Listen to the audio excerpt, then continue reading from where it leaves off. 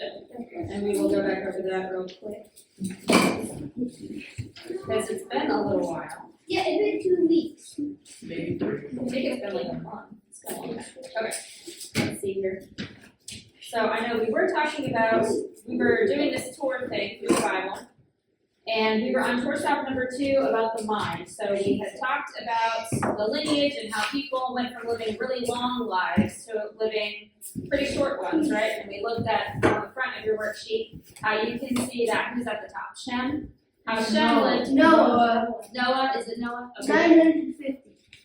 It's really small on my paper. Okay, yeah. So Noah lived 950 years, and then the last person at the bottom, Abraham, lived 175, so a very significant difference in the length of time that these people had lived. Okay. And beneath that, we had circle people before or after the fall. Did you guys all fill that one out? Okay, so then we are on number 2. So then we got to the tour of the mind, and I can back up a little bit here. Okay, so the tour, and we did the mind.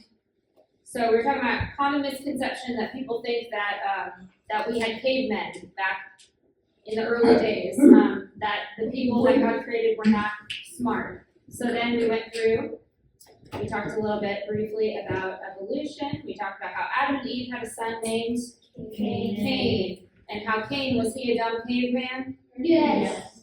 What did he do when he left his He killed his own brother. After he killed his brother and God sent him away, what did he go off and do though? No, he committed He built a city, that's right. He went off and he built a city. So could he have been a dumb caveman to go off and just build a city? Maybe. Probably not. Maybe not a dumb one. Because building a city isn't just getting a collection of people to live there, but there have to be systems, right? There has to be a system of food and water and law and everything else.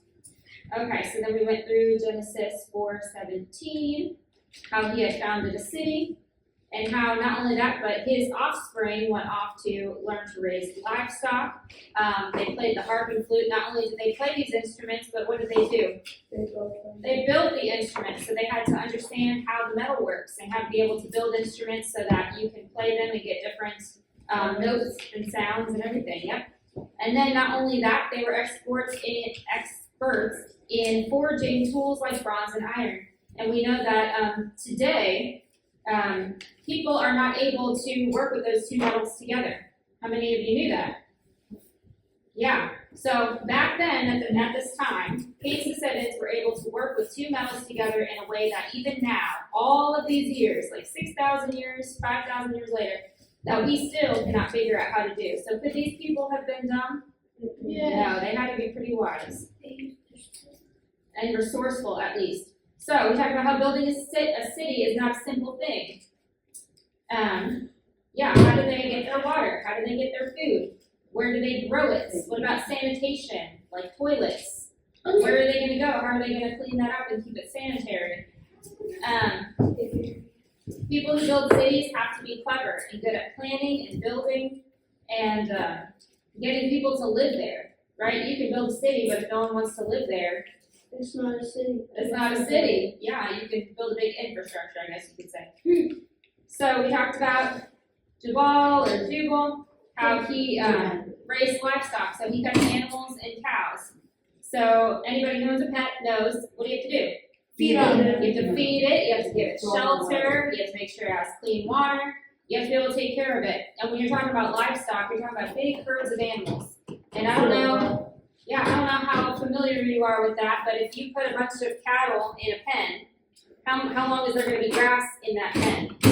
Not 30 minutes. Not very long. But 2 seconds. is that enough? Can they just eat a little bit of grass and survive? No. So then you have to take those cattle, you have to be able to shift them into different places and keep them safe. It's a lot of work. Yes. So it's one country. I don't know what the country today. They don't even eat cow. They just worship the cow and they India. Yeah, they get the India. cow. Yep, you're right about that. That is true. So Indian. Do what? I can sound Indian. You could sound Indian. Let's Let's practice. Yep. All right. So then we have Jubal. Jubal. Okay. Jubal. Jubal's the other one. Jubal. So Jabal and Jubal. Jubal created the instruments. And we talked about that. So the harp is a string instrument, but if you take a structure and you just wire a bunch of strings on it, are all of the strings going to make a different sound if you do it the same? No. No, you have to have thicker strings, thinner strings, you have to pull some tighter than others, so they had to be very attuned to sounds. They had to have good musical ears and know how to adjust those things to make them make the correct sounds. And let's see. So yeah, to be able to play the instrument, they had to invent the instrument. They had to be good at engineering these things and knowing how they would work and what parts they would need to be able to build them. And not only that, once you build the instrument, you have to learn how to play it to be able to make nice musical sounds, and that's not easy to do. So then we talked about Tubal Cain, and how he forged the metals, and we talked about how they can't even do that today. So they must have been incredibly smart. So then we looked at where these things come from. So to be able to work with the metals, you have to be able to extract the metals. You have to know where to find the metal, how to get it, how to safely get it. And we talked about how the red parts inside of this rock all contain metal. So if you're looking at this rock and you see metal in it, you have to know, okay, if I want to get this metal out of here, how can I do that? How do I collect it? How do I heat it up? I mean, if you're over on the grass and you start a fire, you're going to have a problem, right? So you have to know how to be able to get that metal, to get it into something that you can use, and then to be able to use it from there. Yes? You could, do like a dish and put rocks around it to start the fire, then do something to hold up the rock so that it could all melt into some. Yeah, we don't know how they did it back then, but we can take a look at how they do it now. So here's a modern picture showing how metal is taken out of rock. So there's a hill that's carved out section by section to take out the rocks that have metal in them. And this process is called mining. How many of you have heard of mining? Yep. How many of you have heard that mining is dangerous? Yes, it is a very dangerous job. So after separating the metal from the rock, Tubal Cain would have had to melt it, meaning melt it in a very strong and hot fire. So you can't do that just next to the grass, right? You have to do that in a very controlled environment so that you don't set everything ablaze. And after this, they would need to design good tools that would be helpful for people. And then he would have needed to actually make the tools. So you have to design, then you have to make it. This picture shows a workshop where metal tools can be made. What do you think of that? It's very messy. Yeah, and it smells. How many of you have been around someone who works with a lot of metal? What does it smell like? Pennies. Nasty. Like pennies, yeah. It's It's disgusting. yeah. It's a It special smells scent. That's for wonderful. sure. Yeah, it does. I think it kind of smells like blood a little bit because of the iron or whatever. Wonderfully awful. That's what it's All right. called. So we left off right around here. So when God recorded in the Bible all the things that the first people on earth could do was to help us understand that these people who lived before the global flood were brilliant. They were not cavemen, as some people who don't believe the Bible like to call them. Likewise, the people who lived after the flood, Noah and his descendants, were brilliant also. And how do we know this? Did you know they actually created maps of the whole world? Do you know that? Wow. Geography professors have found old maps drawn by early explorers, and these maps are fascinating. They're very accurate and detailed, and they show details about the world that we can no longer see today. This tells us that these maps must have been drawn not too long after the flood. Now, what do I mean? Let's show you some examples. I'm going to turn off the light so we can really see the detail in these different maps. So here are two maps that show the areas over the South Pole. We call this Antarctica. Is that a hoof? Is what a hoof. The shape kind of They're looks ornamental oddly shaped. These are just two different types of maps. So this one has the land filled in a different color, and this one does not. So you can kind of see the outline. It's just because two different people made the maps in two different ways. So on the left is a modern map of Antarctica, where we can see that it's frozen over. All the gray is ice that covers the land, so we can't see what's underneath. But on the right is a very early map, which shows details of the South Pole before it was frozen over. Can you see all these lines by the side of the map? Let's see. Maybe. Yeah, but draw them differently. This is not one of the This is water. Okay. These show the mountains and rivers of Antarctica. Oh, these. These are mountains.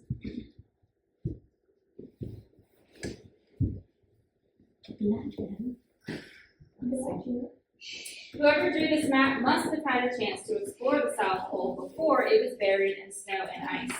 Scientists using modern equipment have confirmed that the details in these old maps are accurate. So here's another one. Here's another map that shows the Antarctic region in great detail. Can you see that the map maker has even marked out where the rivers were?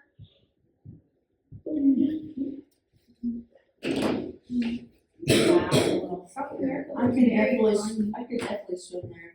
South America looks very tiny. Wow, what is going on? I want to do that. Make it a little more clear. Creating maps that travelers can use is not easy. Creating maps of the whole world that show oceans, seas, and vast land areas, mountains and valleys, and accurately drawing them to show the Earth as it really is, as a globe or round, is even harder. First, the people who made these early maps would have needed to know how to draw maps. Then, because they would have had to sail to the different parts of the world to explore, they would have needed to know how to build good, strong, and safe ships. They would have needed to know nautical science, meaning how to navigate and sail a ship safely from one place to another. This means that their math and science would have had to be really good.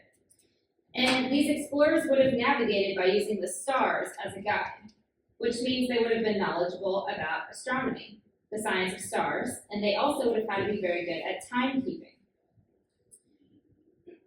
When mapping out the whole Earth, they would also need to be very good at math. For example, trigonometry is a topic in math that helps people make good calculations.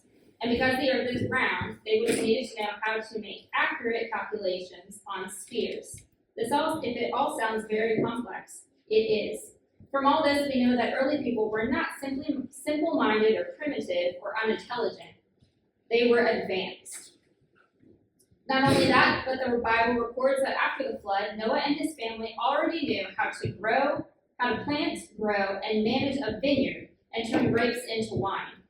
Growing good grape plants would not have been easy and would have had to be learned. What we see is that Noah and his family were an advanced and intelligent people, perhaps even more so than modern man.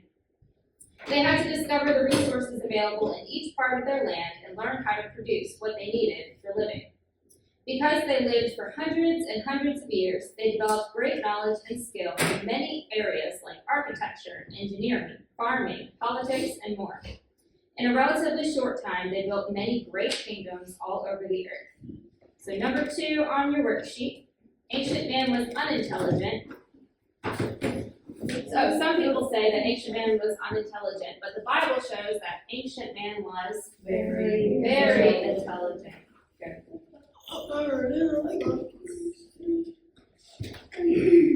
Yes.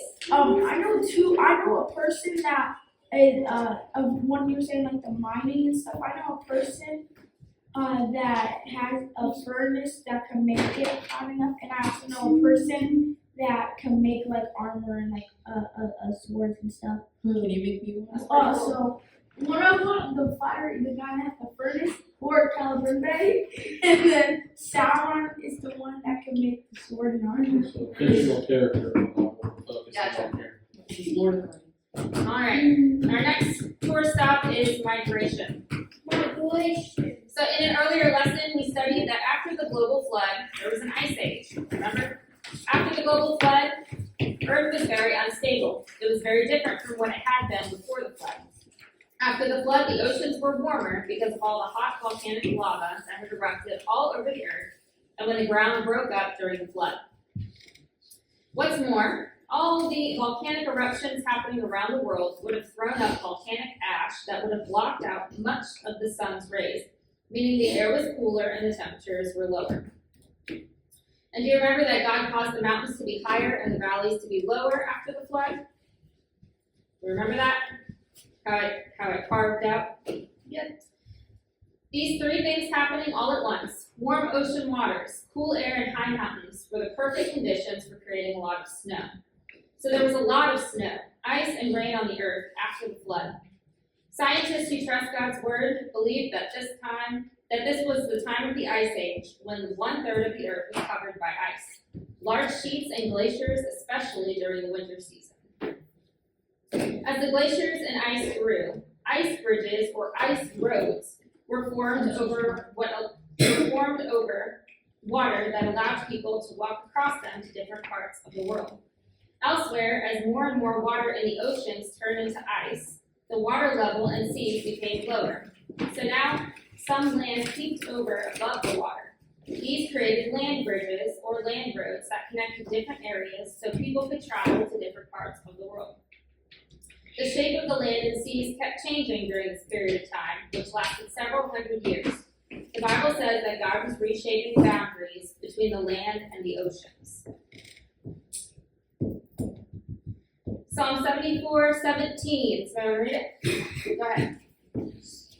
Psalm 17:4-17. You set the Boundaries. boundaries of the earth, and you made both summer and winter. Good. The ark came to rest at a place called, somebody tell me? Mount. Everest. Not Ararat. Ararat. Good. From there, Noah and his descendants would have used different routes to move to different parts of the earth, but conditions were very difficult to live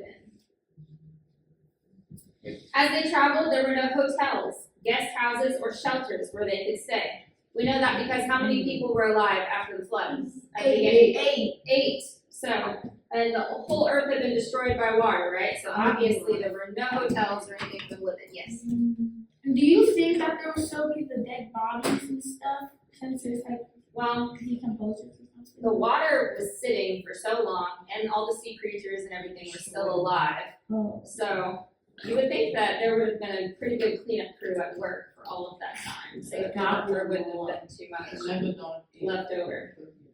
Little fed sharks. I want to pet shark.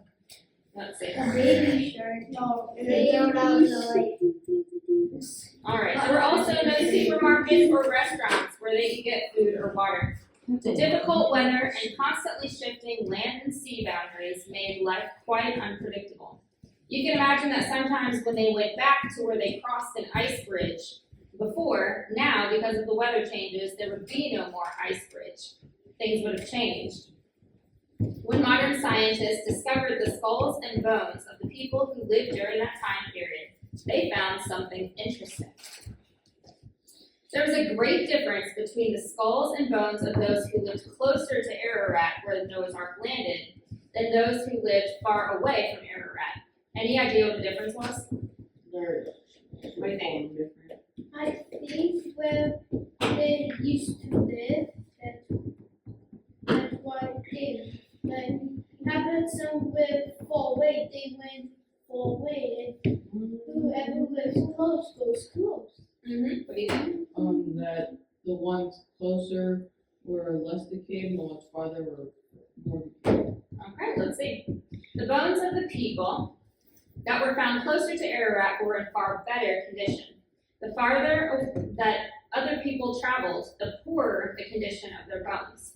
The scientists say that life was very difficult for these people. They faced difficult weather and climate, and they had difficulty getting proper shelter, food, and water. Some were even suffering from illnesses and diseases. Probably their bodies had been weakened from all that hard travel. Actually, it appears that Job may have recorded what these people were like. So we're going to turn to Job 30, and we'll look at verses 3 through 8.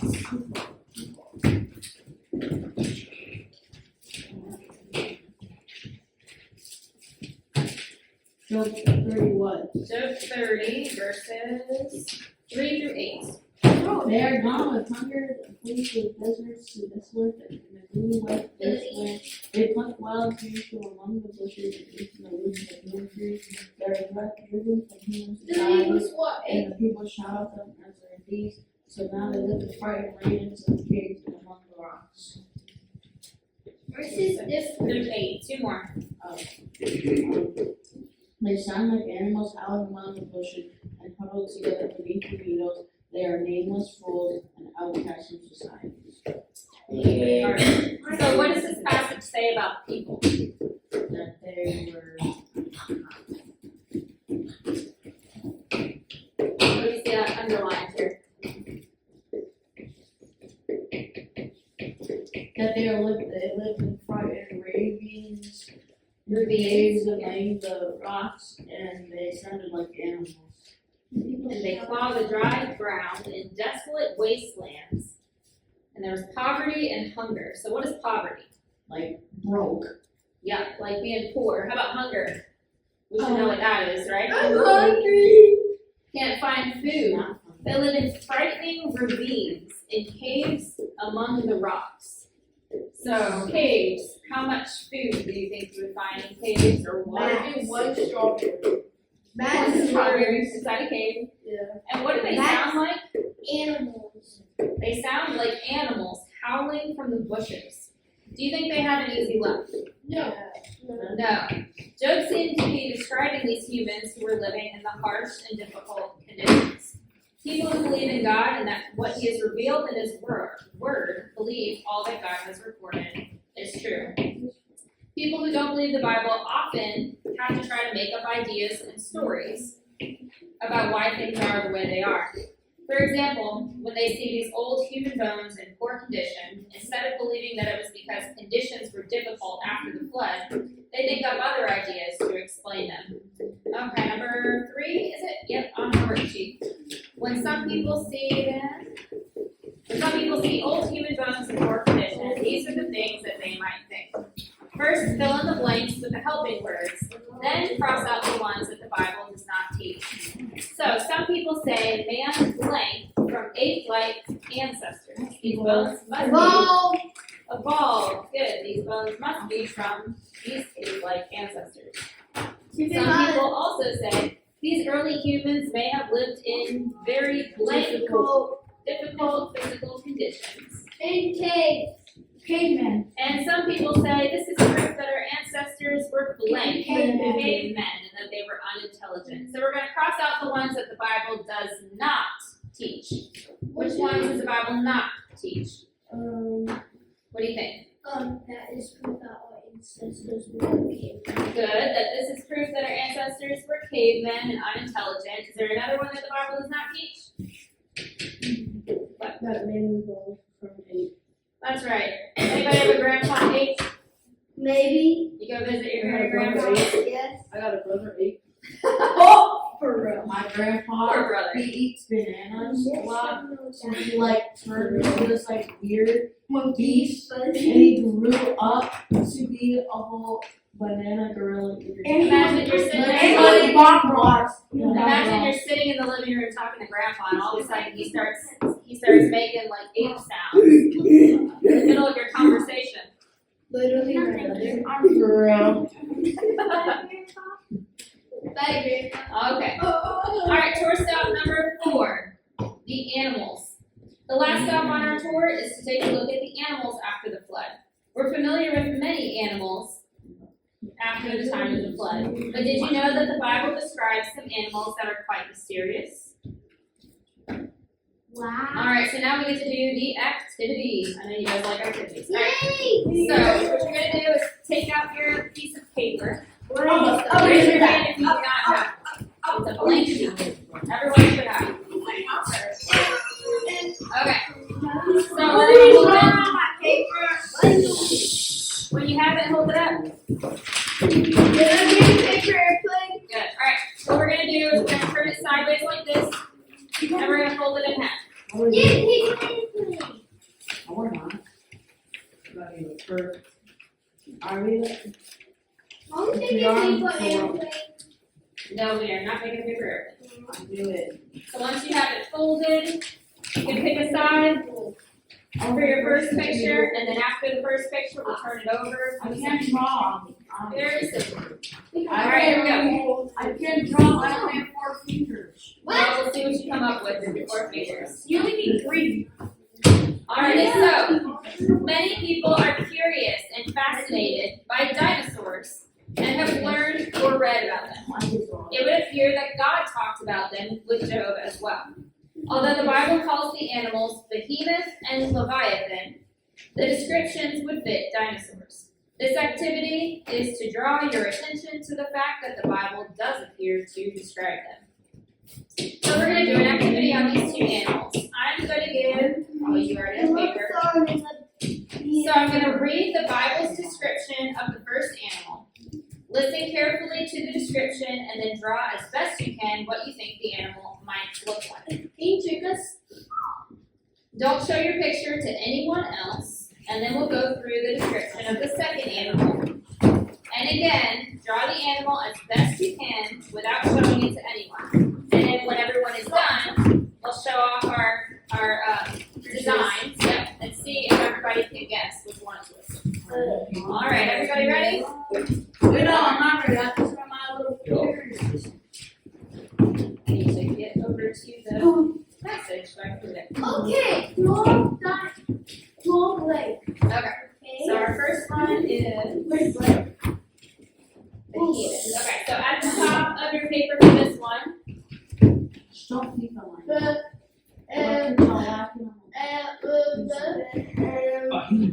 you can write that. Behemoth. Copy that down. Behemoth. Oh, it's a dinosaur. Let's reset.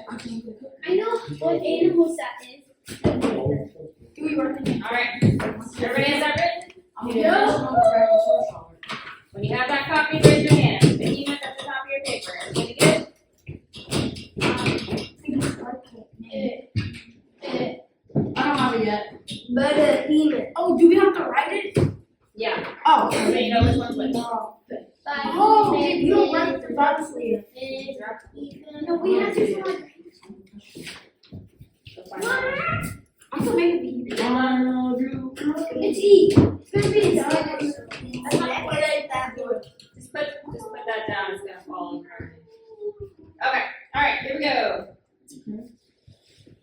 Take a look at Behemoth, which I made just as I made you. It eats grass like an ox. See its powerful loins and the muscles of its belly. Its tail is as strong as a cedar. The sinews of its thigh are knit tightly together. Its bones are tubes of bronze. Its limbs are bars of iron. It is a prime example of God's handiwork, and only its creator can threaten it. The mountains offer it their best food, where all the wild animals play. It lies under the lotus plant, hidden by the reeds in the marsh. The lotus plants give it shade among the willows beside the stream. It is not disturbed by the raging river, not concerned with when the swelling Jordan River rushes around it. No one can catch it off guard or put a ring in its nose and lead it away. So what are some things that stand out to us? It eats grass like an ox, yep. It's gonna have dull teeth instead of sharp teeth. Okay. What does it say about an ox? Oh, number 11. Do you copy me? I did. Mine's terrible. So you can see. So its muscles are powerful. He has a lot of strength in his body. His tail extends like a cedar tree. The muscles of his thighs are woven together. His bones are like tubes of bronze metal. His legs are like bars of iron. The only one who can destroy him is his maker. Who's his maker? God. I like to keep you. The hills provide food for him. Do you copy me? And to get shade, it said somewhere that he can go under a willow tree. Anybody seen a willow tree? They're so small. Not always. They're not always super big. They're really But it can be hidden under the tall grass and the swamp. Yes. My middle name means village. Does it? That's pretty neat. If the river floods, it's not afraid. And this is interesting. He is not afraid even if the Jordan River rushes into his mouth. Can anyone blind his eyes and capture him? Can anyone put a hook in his nose? No. Or another version says, no one can catch it off guard or put a ring in its nose to lead it away. All right, when you're finished with that one, raise your hand. I'm not finished yet. Oh, thank you. I like how this. Because that's in a second. Oh, that's my name!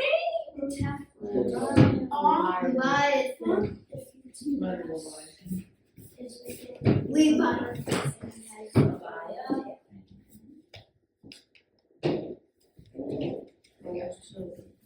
The other side of your paper, say Leviathan. No, the first 4 words of my name. Just get rid Well, they had an A. of the A-T-H-A-N. Atham. I Hey, forgot Dave. Leviathan. I know what Leviathan is. No, big problem. Yes. No, No. it's not. All right, our second animal is Leviathan. If you have not copied that on the other side, go ahead and do that now.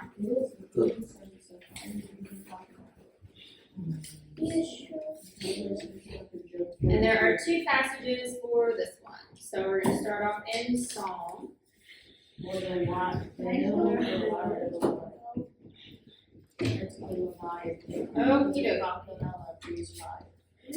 O Lord, what a variety of things you have made. In wisdom you have made them all. The earth is full of your creatures. Here is the ocean, vast and wide, teeming with life of every kind, both large and small. See the ships sailing along, and Leviathan, which you made to play in the sea.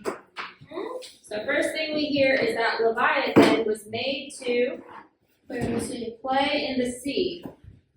Okay, let's turn to our next passage. It's a pencil?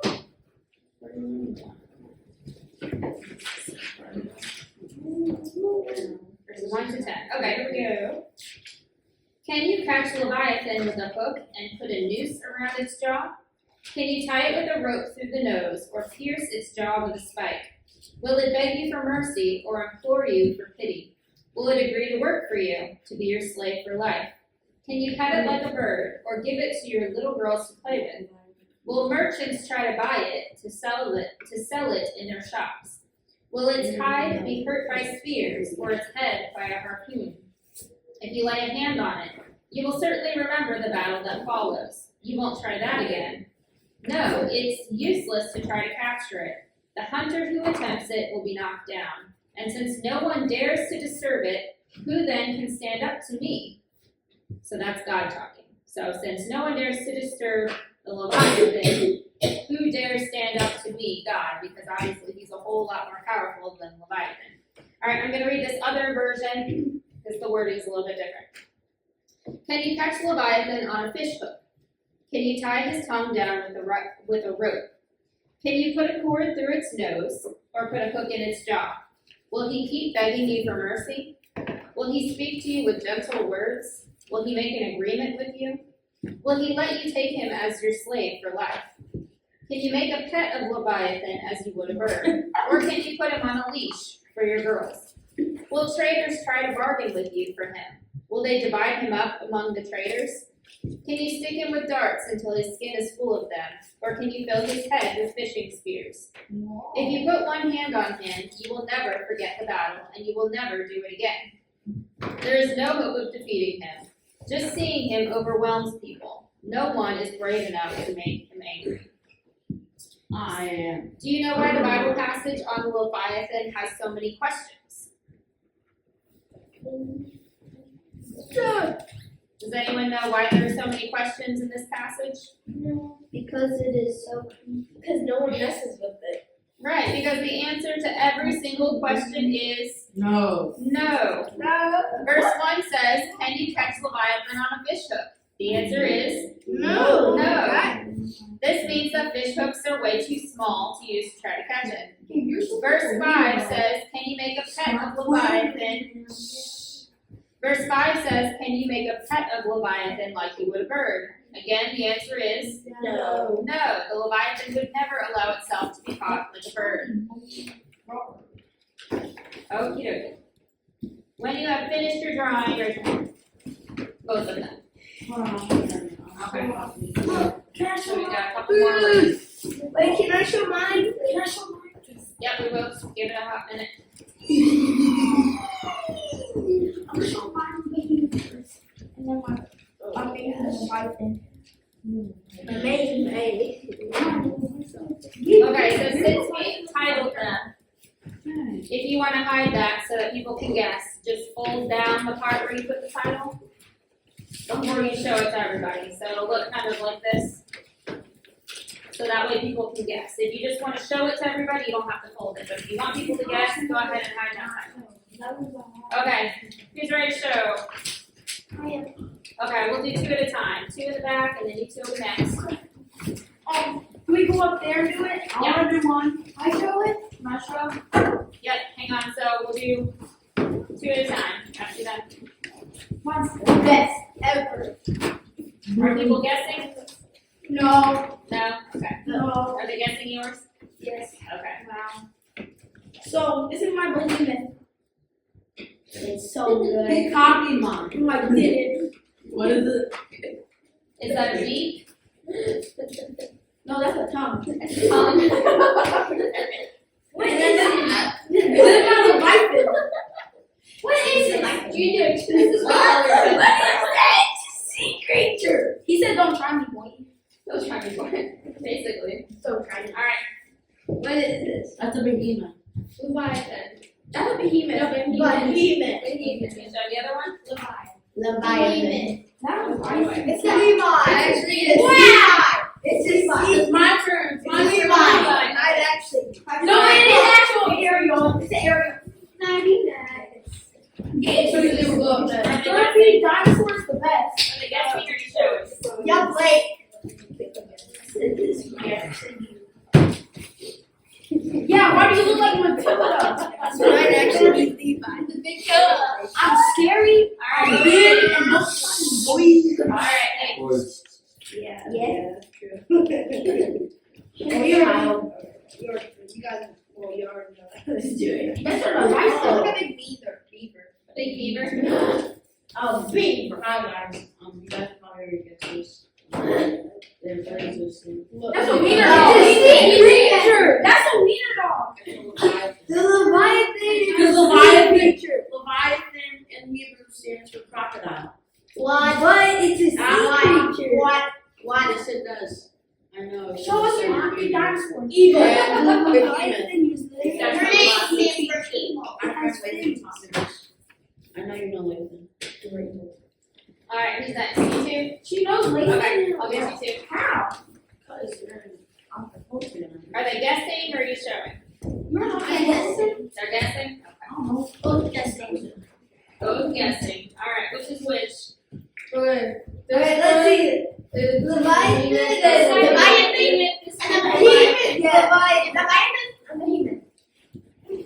Sophia's Let's see. Leviathan is better than mine. This is what the Bible says. There was a secret God better than mine. That's right. No? Which one's which? Aaron.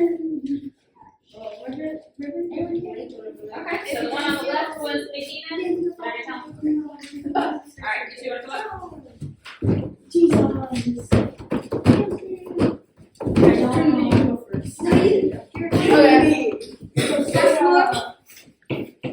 Joshua.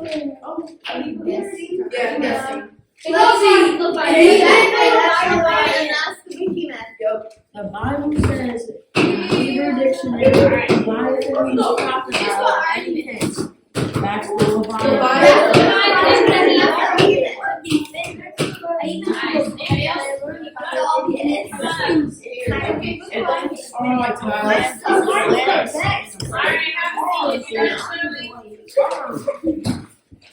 Wow,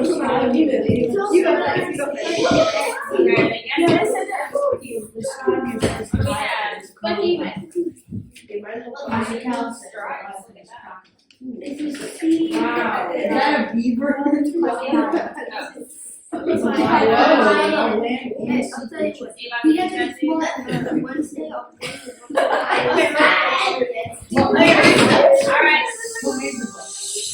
what's your guess?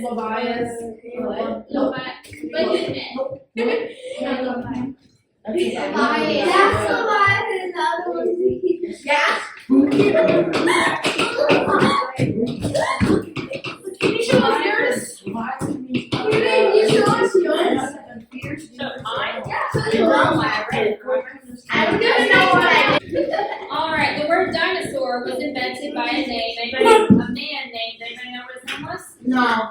What was it? Nope. Sir, anybody know? Sir Richard Owen in 1841. Dinosaur means terrible reptile. The Bible was written thousands of years earlier, so it wouldn't have used the name invented by Richard Owen. But the Bible seems to have its own name for dinosaurs. For example, the Bible uses the word behemoth, and its description kind of fits what a dinosaur would have looked like. Animals like the dinosaur probably survived after the flood. In fact, did you know that different people groups across the world remember them in their art and stories? Can anyone think of an example of dinosaurs being used a lot in a culture? Yes. Harvesting. Okay. So what people groups today use it in their decorations, especially during holidays? What do you think? TikTok. TikTok? Okay. How about there is this festival that the zoo does every year? What is it? Reading with goats. No, that's a different one. The Asian Lantern Festival. And what do the Asians have a lot during their festivals? What do they have that they dance around? Dragons. And there are examples like that in cultures all over the world. But that's the one that comes to mind for me. In China, they do that. It would appear that God talks about them with Job as well in other passages that we read. The Leviathan also seems to be a dinosaur. Perhaps it was a dinosaur that lived in the water. Mosasaurus rex. What? I don't remember. A dinosaur that lives in the water. Mosasaurus rex. There we go. We know from the Bible that God brought all of the land animals to Noah to go onto the ark. It's possible that God could have brought Noah baby dinosaurs so they wouldn't take up too much space. And then the dinosaurs would have left the ark together with the other animals after the global flood. Should they brought baby everything? They could have. Well, that would make it easier too, because for the amount of time that they were going to be on the ark, in order for them to not have a bunch of babies, it would be better for them to be younger and to take that time, so that by the time they were able to be released, they would be of a mature age and able to have space to procreate. Now, for things like bunnies, you have to wonder because they mature pretty quick. How's that going, by the way? Good. Good? You like it still? Can I have another? Do we have more? No, that's good. Yeah. I had two. Okay, let's see. And then the dinosaurs would have left the ark together with the other animals after the global flood. As people left the Ararat area where the ark landed, they would also have taken some animals with them. So animals would have spread out as man brought them to different places by land and sea. For example, marsupials are found only in Australia today. Can you name the ones in this picture? Not the Kangaroo. Capybara. So I heard kangaroo. What else did I hear? Koala. Koala. Anybody know the other ones? I know it. Wombat. Wombat. A wombat and a wallaby. So let's see. I watched Kangaroo Boxing before. It's one of the best From the movies. I know, top left. bro. Kangaroo, koala, wallaby, wombat. In case you did not know. These marsupials, such as kangaroos, koalas, wombats, and wallabies, were probably brought to what is now Australia by people leaving the Ararat area. These animals eat very little and grow little, and so are well suited for long distance travel. But where are the dinosaurs today? Do you remember that? Alright. Do you remember that after the flood, the earth was changing and it was a very difficult place to live? Some scientists who believe the Bible say that as the ice age and glaciers took over and the climate cooled, many of the animal populations would have been trapped and wiped out. That is one reason why so many dinosaur bones have been found together in the same place. It appears that other than the dinosaurs, other animals also got trapped by a changing climate. How many of you have seen this creature? That's a woolly mammoth, and they're 6 feet under. Isn't that from Ice Age? Yeah, they are in Alright. For example, carcasses. What is a carcass? A woolly mammoth. Yeah, the bones left behind They're making wool. of the famous extinct woolly mammoth were found frozen with fresh food still in their bodies. Yummy. They were found frozen. Yes. I know what carcasses are. Okay. Their bones. They are dead. Yes. They're bringing the woolly mammoth back. The scientists are trying to bring them back. They're trying to. That's the key word. Yes. I saw a video that they found a baby woolly mammoth frozen in ice, like full. Like, Mm-hmm. they've also found 2 deer fighting frozen in ice, Wow. and a Siberian tiger and the Siberian tiger. I know one of the woolly mammoths that they found it frozen, Like basically preserved, so like they could, this one. use it. Like this one, but what they did was people who were very, very rich could go to this. They had this event in New York City, and they actually took the woolly mammoth meat and cooked it, and people could pay a whole bunch of money to eat woolly mammoths in New York City for one night. Expired, dead. Well, it was frozen, Yeah, so it was good. still fresh, like fresh meat basically, and they did. People paid to go eat woolly mammoth. What if they had a disease? Exactly. They Well, you would think that humans have been cooking meat long enough to know when they look at it when it probably isn't good, right? Yeah, probably is. Alright, there we go. Oh, that's on the tiger. Since the flood, many animals have gone extinct, including the dodo, the Tasmanian tiger, many species of dinosaurs, and other animals as well. Perhaps many of them became extinct because they were all hunted for food by humans, or they lost their habitats due to climate change and farming, or they were killed because they became a threat to man's safety. So when we say due to climate change, we do not mean what people are talking about today. Back then, we know that we just talked about how the ice bridges would form and then they would melt, things like that. So the temperature just being extreme. Yes. Actually, the dodo bird was hunted for food, and the Tasmanian tiger, people thought because of its very wide jaw that when it opened, they thought it was like a dangerous thing, so they killed it. But really, it was just something to like call, or I don't know. It kind of looks like a mix between like a wolf and a cat, so it's interesting. It's more of a Tasmanian devil and the tiger. Well, I'm sure if that thing were running at you with showing all of its teeth, that you might. No, they're not. They don't run. They're actually really nice. Well, the Tasmanian tiger is no longer alive, so I'm saying this creature. Well, they're nice underground. But if it wasn't nice, you might want to save yourself. Okay, let's see. All creatures on the earth, the fish, birds, insects, and animals were created by God in the 6 days of creation. He created many wild and mysterious, amazing and fascinating creatures, just like dinosaurs. But the Bible does not always use the same names that modern people use. So we need to read the Bible carefully. When we do, we may find that God recorded many details about the world for us, and He's also told us many things. Number 4, the Bible does not always use the same names that people use. For example, modern people use the word blank, but the Bible seems to have its own names for these creatures. Leviathan and behemoth. Dinosaur.